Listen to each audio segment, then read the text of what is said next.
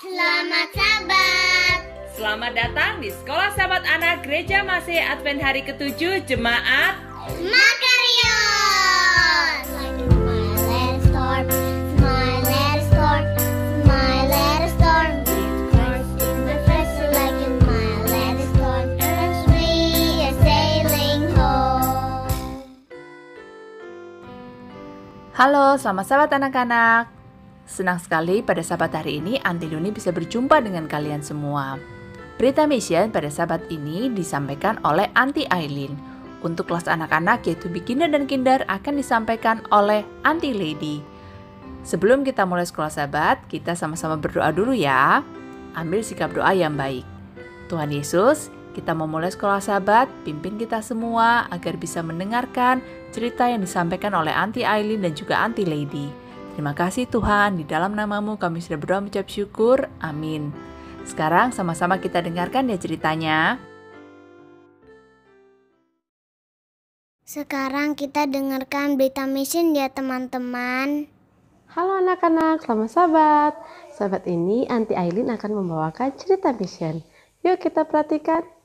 Misionaris cilik. Minggu lalu kita mendengar tentang Tony yang pindah bersama ibunya ke Singapura untuk belajar bahasa Inggris.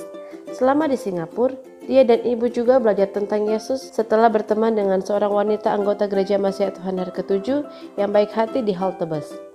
Ketika Tony menyelesaikan kelas 2 di sekolah Masih Advent hari ke-7 di Singapura, dia berbicara bahasa Inggris seolah-olah dia telah mengucapkannya sepanjang hidupnya. Ayah meminta Tony dan ibu untuk kembali pulang. Tony mengucapkan selamat tinggal kepada teman-temannya di sekolah Advent. Ibu mengucapkan selamat tinggal kepada teman-temannya di gereja Masih Advent hari ke-7 dekat sekolah. Tony dan ibu mengucapkan selamat tinggal dan kembali ke rumah. Tony berusia 10 tahun dan dia serta ibu senang berada di rumah.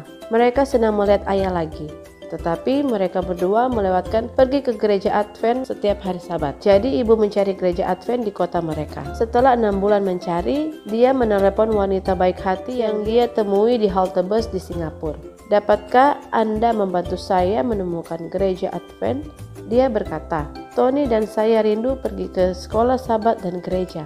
Wanita itu tidak tahu di mana menemukan gereja Advent. Jadi dia meminta bantuan pendetanya.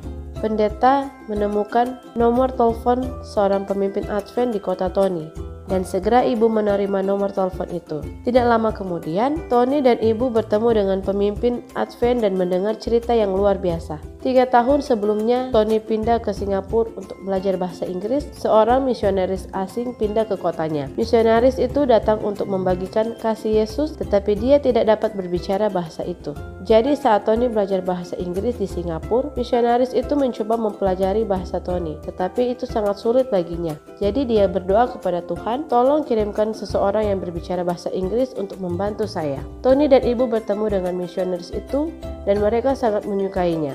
Ketika ibu melihat bahwa misionaris itu tidak dapat berbicara bahasanya dengan baik, dia berkata, Tony berbicara bahasa Inggris dengan baik. Dia bisa membantumu. Selama 3 tahun, dia ingin berkhotbah pada hari Sabat. Tetapi dia tidak bisa karena tidak ada yang bisa memahaminya. Sabat berikutnya, dia dan Tony berdiri untuk berkhotbah. Anggota gereja terkejut. Tetapi ketika mereka mendengar Tony menafsirkan khotbah misionaris itu dalam bahasa mereka sendiri, mata mereka berbinar gembira. Mereka mendengar firman Tuhan melalui mulut seorang anak kecil. Tony dan ibu senang bisa pergi ke gereja lain pada hari Sabat. Tetapi misionaris itu merasa kasihan kepada Tony. Dia adalah satu-satunya anak laki-laki di gereja. Jadi misionaris itu membuat kelas sekolah Sabat hanya untuknya. Tony sangat menyukai kelas itu sehingga dia mengundang teman-temannya untuk datang. Dan dia membantu misionaris itu menerjemahkan pelajaran agar teman-temannya dapat mengerti. Segera 15 anak menghadiri sekolah Sabat Tony setiap minggu. Tuhan sedang mengubah kehidupan orang-orang di kota besar melalui seorang anak kecil yang mengasihi dia. Apa yang dapat Tuhan lakukan melalui Anda? Terima kasih atas persembahan misi sekolah Sabat Anda hari ini yang akan membantu menyebarkan Injil di Singapura dan negara-negara lain di divisi Asia Pasifik yang akan menerima persembahan Sabat ke-13 triwulan ini. Waktunya kita dengarkan cerita anak-anak. Pelajaran sekolah sahabat kita sudah masuk di dalam pelajaran yang ke-11 dengan judul Lot memilih pertama. Ayat hafalan terdapat di dalam Kejadian 13 ayat 8. Pesan, umat Allah mendahulukan orang lain. Ketika kamu bermain dengan orang lain, apakah kamu mau berbagi? Maukah kamu mendahulukan orang lain? Abram berbuat begitu. Dia membiarkan Lot memilih terlebih dahulu. Abram mendengar kata-kata keras, penuh kemarahan di kejauhan. Lalu dia menatap istrinya Sarah. Itu pasti gembala-gembala. Dia berkata dengan sedih. Mereka berkelahi lagi. Lalu Abram melangkah keluar ke bawah teriknya matahari. Beberapa orang gembala berteriak sambil berlari ke arahnya. "Oh tuanku Abram, tuanku Abram." "Ada masalah apa?" Abram bertanya. "Oh Tuan, kami mulai memindahkan domba-domba Tuan pagi ini. Tetapi pelayan-pelayan keponakan Tuan, Lot, mengikuti kami kemana saja. Setiap kali kami menemukan satu tempat yang baik, di mana domba dapat memakan rumput, pelayan-pelayan Lot melemparkan batu-batu dan kayu-kayu kepada kami, juga kepada para domba."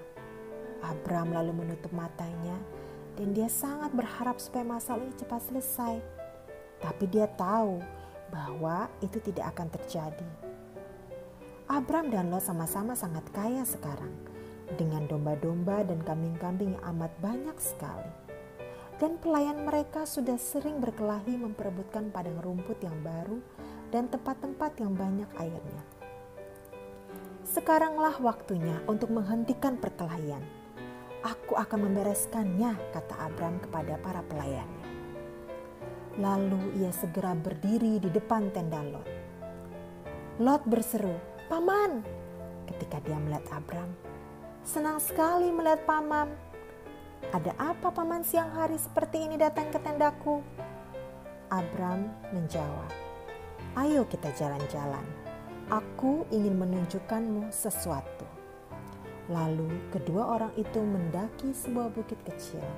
Dan dari sana mereka dapat melihat seluruh lembah terbentang di hadapan mereka. "Lot, pelayan-pelayan kita sering berkelahi memperebutkan padang rumput dan air," kata Abram. "Tanah ini tidak dapat ditempati untuk ternak kita bersama. Jangan ada perkelahian antara aku dan kau. Sekaranglah waktunya untuk kita berpencar." Lot pun menganggukkan kepala. Dia mengetahui bahwa pamannya Abram benar. Lalu Abram melihat melintasi daerah yang Allah telah janjikan kepadanya.